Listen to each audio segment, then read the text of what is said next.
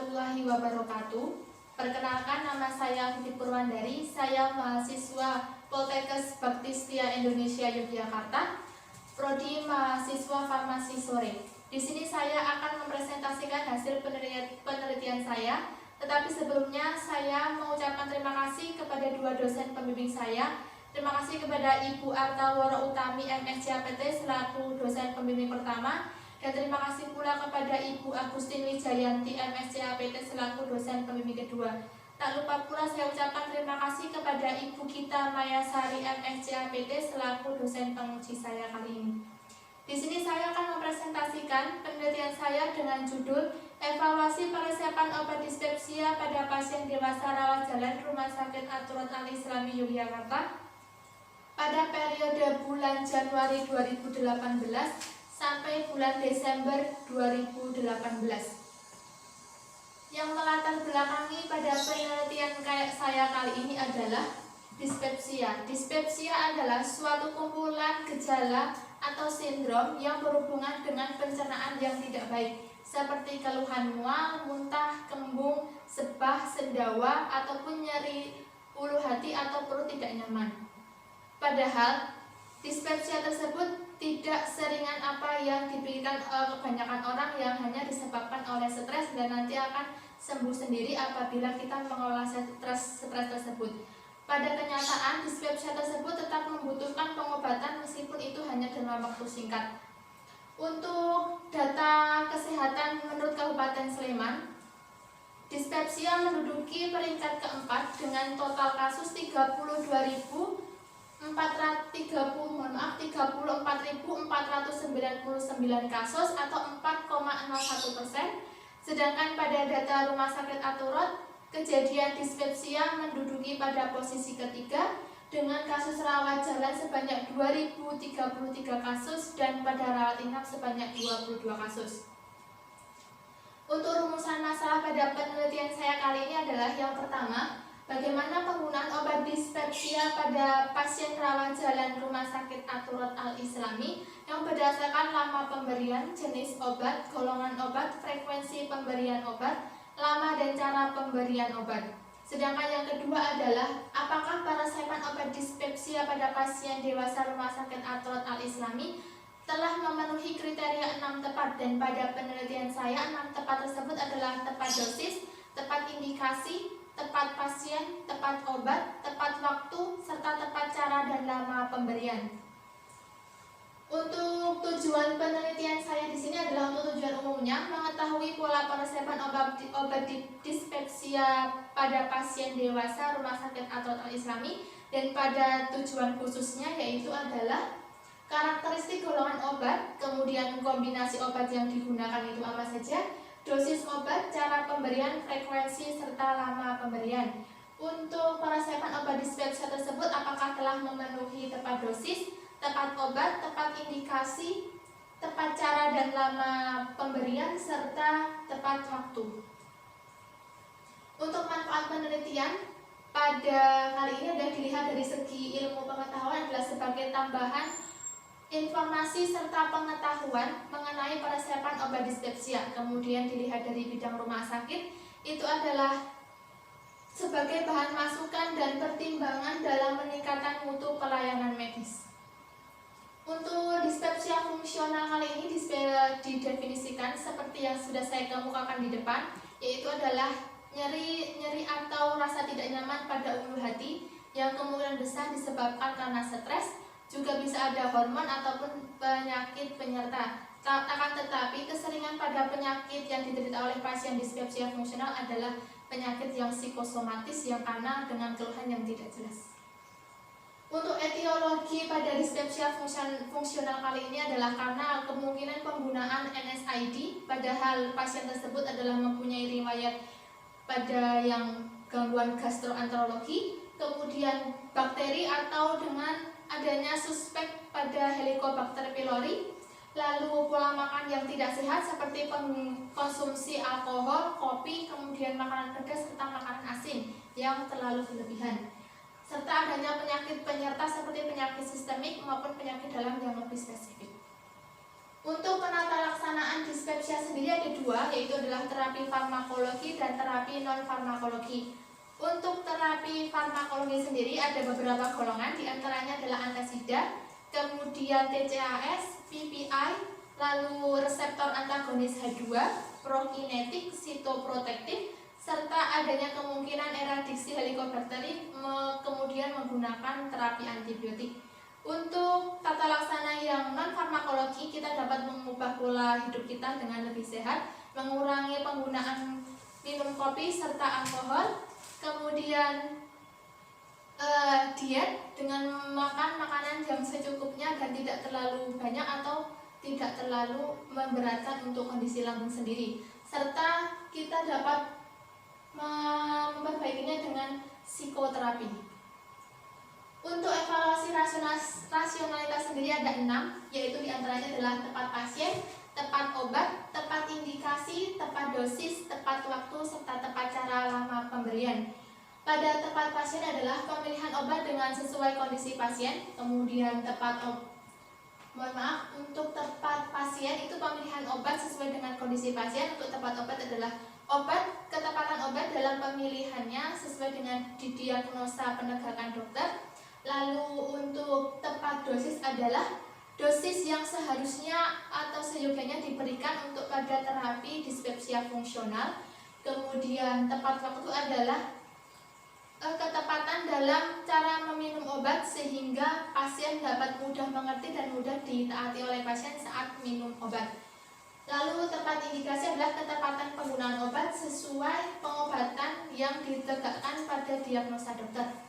Lalu tepat cara dan lama pemberian tersebut, yaitu adalah ketepatan pemilihan penggunaan bentuk sediaan obat yang sesuai dengan kondisi pasien, serta ketepatan lama pemberian obat harus sesuai dengan penyakit masing-masing atau penyakit yang diderita oleh pasien tersebut. Untuk metodologi penelitian, yaitu jenis dan rancangan penelitian saya adalah berjenis deskriptif dengan rancangan penelitian melihat rekam medis pada pasien dispepsia fungsional pada tahun 2018.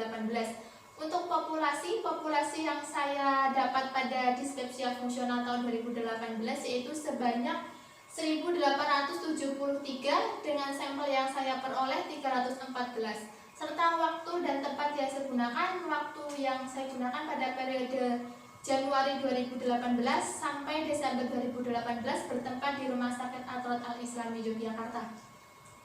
Untuk kriteria inklusi dan eksklusi sendiri, untuk kriteria inklusi adalah seluruh pasien dispepsia fungsional dewasa berusia 18 tahun tanpa penyakit penyerta. Lalu untuk kriteria eksklusinya sendiri adalah dengan rekam medis yang tidak lengkap seperti rekam medis yang tidak bisa terbaca ataupun rekam medis yang hilang.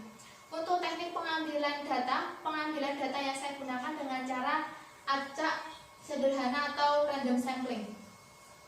Untuk variabel penelitian ada dua, yaitu pola peresepan serta evaluasi peresepan. Untuk pola peresepan sendiri ada dua yang nanti akan kita bahas di belakang, yaitu dengan tunggal maupun ganda.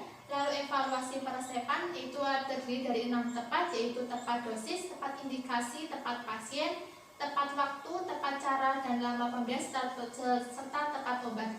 Untuk instrumen penelitian yang saya gunakan, alat penelitian yang saya gunakan adalah lembar pengumpulan data, literatur Drug Information Handbook, serta konsensus. Untuk bahan penelitian adalah data primer dari rekam medis pasien dispepsia fungsional pada tahun 2018. Untuk jalannya penelitian dapat dilihat pada layar, yaitu untuk step-stepnya, pertama dari pengumpulan judul penelitian, kemudian persetujuan judul dan penentuan pembimbing penelitian, pembuatan proposal penelitian, kemudian setelah itu dilakukan oleh seminar proposal. Setelah itu pengajuan izin penelitian ke Rumah Sakit Atroth Al-Islami. Setelah mendapatkan izin dari Rumah Sakit Atroth Al-Islami adalah melakukan proses pengumpulan data dari rekam medis pasien dispepsia fungsional dewasa Rumah Sakit Atroth Al-Islami dan diperoleh data populasi sebanyak 169.699 populasi dengan sebanyak 314 sampel. Untuk pengambilan data dan rekam medis Dispepsia fungsional nanti berdasarkan dengan evaluasi yang telah saya sebutkan di depan, yaitu adalah tepat dosis, tepat obat, tepat indikasi, tepat waktu, tepat pasien, serta tepat cara dan lama pemberian. Setelah melakukan pengumpulan data, setelah habis itu adalah analisis data dan melakukan pengolahan dan pembahasan. Untuk hasil dan pembahasan kali ini adalah yang pertama, kita mulai dari karakteristik usia dan jenis kelamin pada penyakit dispepsia fungsional. Untuk penyakit pada usia 17 sampai 25 tahun, pada kasus jenis kelamin pria itu adalah sebanyak 14 dan jenis kelamin wanita sebanyak 27 dengan persentase 13,06%. Pada usia 26 sampai 35 tahun, pada pria sebanyak 14 kasus dan pada wanita sebanyak 14 kasus dengan total persentase 8,92%. Sedangkan pada usia 36 sampai 45 tahun, jenis kelamin pria sebanyak 27 dan jenis kelamin wanita sebanyak 33 dengan persentase 19,11%. Untuk usia 46 sampai 55 tahun, untuk jenis kelamin wanita sebanyak 23 kasus dan jenis kelamin wanita sebanyak 42 kasus, jenis kelamin laki-laki sebanyak 23 dengan persentase 20,70%. Sedangkan usia 56 sampai 65 pada jenis kelamin pria sebanyak 24 dan jenis kelamin wanita sebanyak 37 dengan persentase 19,43. Dan untuk yang di atas 65 tahun itu adalah pada pria 29, pada wanita 30 dengan persentase 18,79. Sehingga dapat kita lihat tadi pada diagram pie-nya, yaitu adalah persentase wanita lebih banyak. Untuk keluhan pada pasien di sini adalah yang paling banyak itu menunjukkan pada keluhan hanya merasakan sakit perut saja. Dari berbagai macam keluhan yang disampaikan kepada dokter, diantaranya adalah tenggorokan panas, mual, muntah darah, perut perih, merasakan sebas saja atau merasakan kembung saja atau merasakan mual saja. Ada juga yang merasakan kombinasi antara mual, muntah, nyeri perut, serta nyeri di bagian ulu hati atau nyeri di bagian perut sebelah kiri. Ada juga yang cuma merasakan sakit perut serta mual saja. Tetapi yang di sini yang paling tinggi adalah keluhan hanya sakit perut.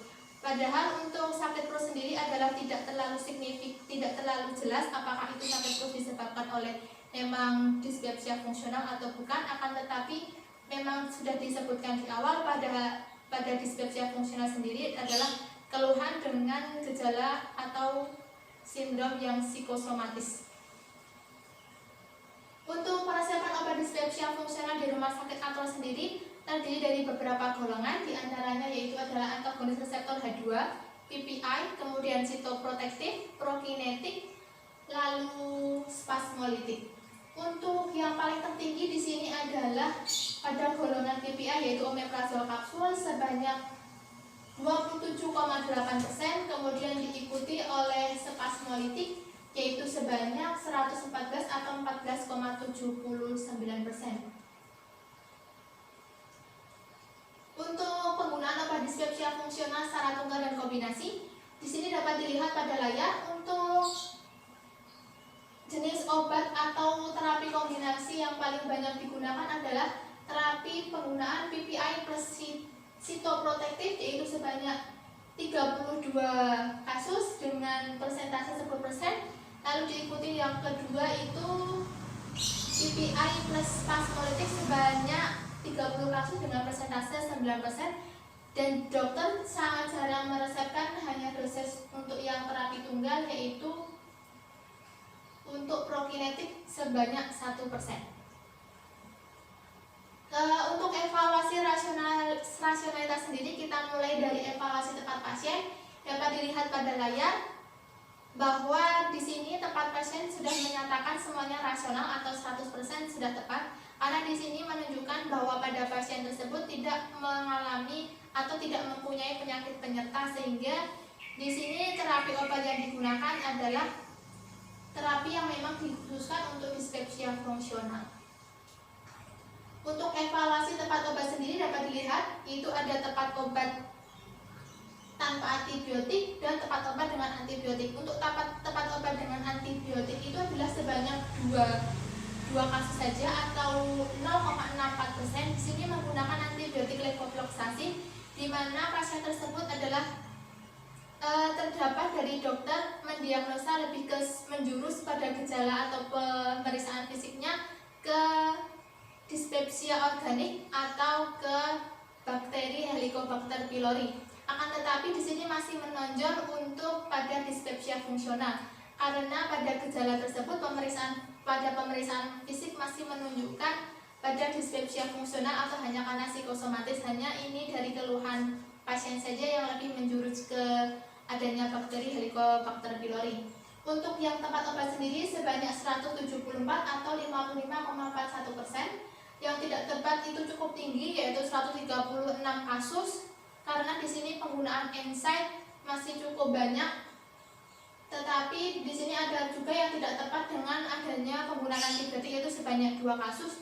Antibiotik di sini yang digunakan adalah antibiotik cefixim, di mana cefixim adalah bukan suatu antibiotik yang diperlukan pada terapi pengobatan dispepsia fungsional.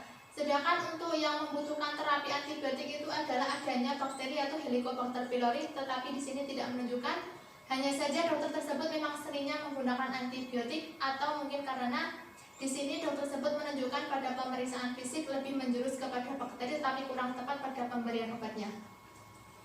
Untuk evaluasi tepat dosis di sini ada 3, yaitu yang sudah sesuai adalah sebanyak 465 dan yang kurang sebanyak 107 dan yang lebih sebanyak 207.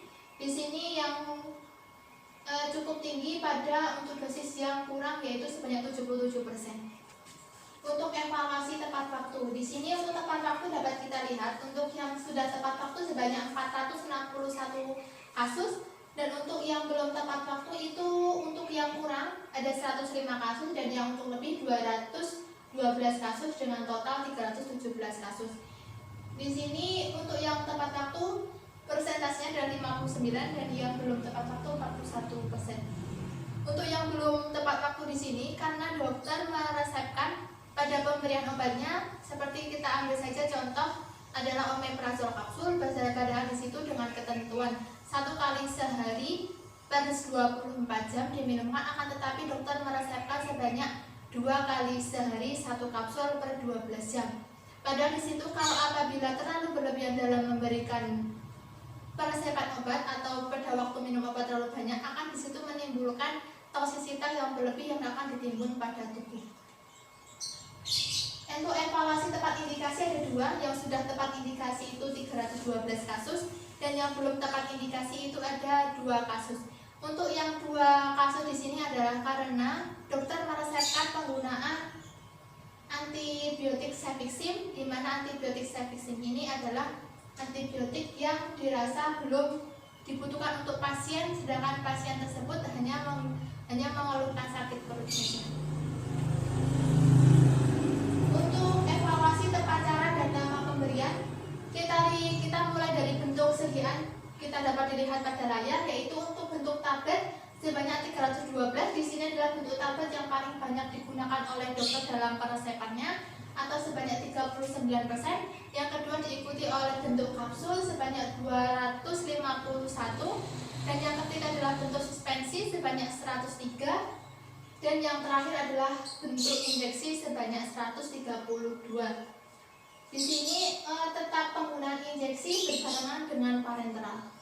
Untuk lama pemberian obat, yaitu adalah paling sering dokter meresepkan penggunaan obatnya adalah selama 1-7 hari sejumlah 798 atau 99,50%, dan yang kedua adalah 8-14 hari sebanyak 0,25%, dan yang ketiga adalah 15-30 hari juga sama 0,25%. Di sini tetap pada 1-7 hari dokter meresepkannya karena sesuai dengan formularium rumah sakit diresepkan hanya maksimal 1-7 hari dengan kasus tertentu. Apabila menunjukkan gejala yang lebih berat, maka dokter tersebut diperbolehkan untuk memberikan rentang pemberian obatnya selama sampai hampir 1 bulan. Untuk ketepatan lama pemberian obat tepatnya 27 dan yang tidak tepat sebanyak 7. dari penelitian saya kali ini adalah penggunaan obat pada pasien dispepsia fungsional dewasa adalah dengan golongan yang digunakan adalah H2RA atau antagonis reseptor H2, PPI, sitoprotektif, prokinetik, spasmolitik, dan antasida. Untuk cara pemberian obat yang dilakukan secara peroral dan parenteral, obat yang paling sering digunakan adalah PPI dan sitoprotektif. Lalu lama pemberian obat yang paling lama digunakan selama 1-7 hari. Adapun kerasional terapi yang telah diperoleh yaitu adalah tepat dosis sebesar 23%, tepat obat 60%, tepat pasien 100%, kemudian tepat indikasi 99%, tepat lama dan cara pemberian 87%, tepat waktu 9 terapi pada pasien dispepsia fungsional dewasa dengan tepat waktu sebesar 59%. Sekian presentasi dari saya. Apabila banyak salah dan kurangnya saya mohon maaf. Wassalamualaikum warahmatullahi wabarakatuh.